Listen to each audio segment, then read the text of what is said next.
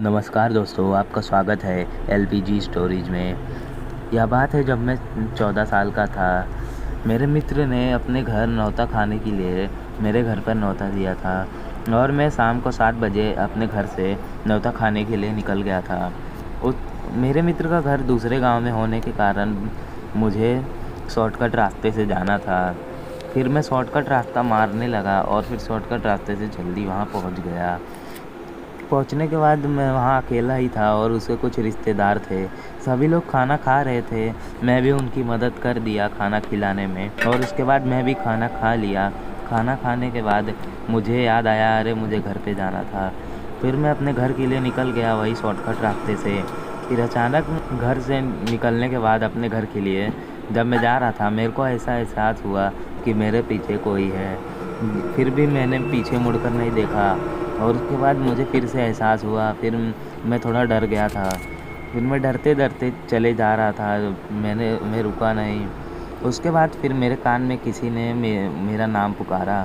फिर मैं और काफ़ी ज़्यादा डर गया था।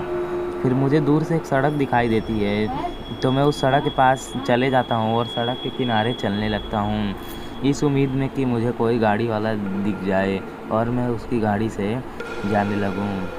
फिर थोड़ी देर बाद 10 मिनट चलने के बाद मुझे एक गाड़ी की आवाज़ सुनाई देती है। जब मैं गाड़ी की आवाज़ सुनाई देती है तो मैं पीछे मुड़कर देखता हूँ, तो एक बाइक वाला आता रहता है। फिर मैं वो बाइक वाले से मदद मांगता हूँ और बोलता हूँ मुझे वहाँ मेरे गांव तक छोड़ दो।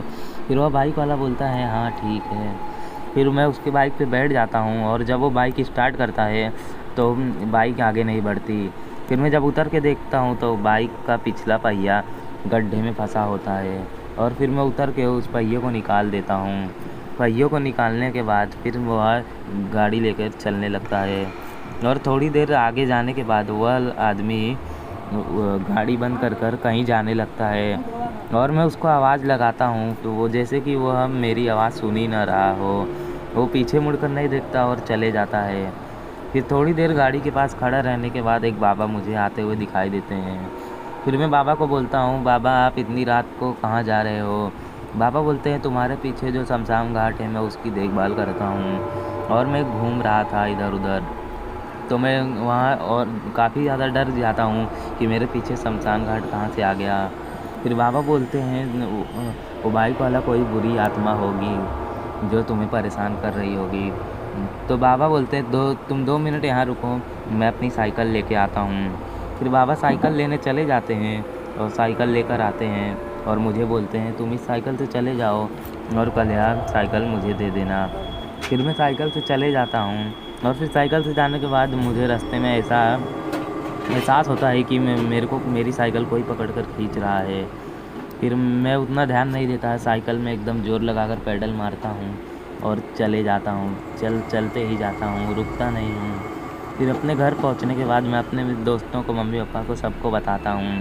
फिर अगले दिन वो बाबा की साइकिल वापस देने मेरे दोस्त और हम सब आए होते हैं, तो वह शमशान घाट मुझे नहीं दिखता और वो बाबा भी नहीं दिखते। फिर मैं वहाँ एकदम दंग रह जाता हूँ कि यह कैसे हो सकता है। तो दोस्तों यह कहानी यहीं समाप्त होती है। मिलते हैं अगली कहानी में। वीडियो पसंद आई हो तो वीडियो को लाइक कर देना और चैनल को सब्सक्राइब और अपने दोस्तों को शेयर ज़रूर करें और कमेंट में ज़रूर बताएं आपको और कैसी वीडियो पसंद है।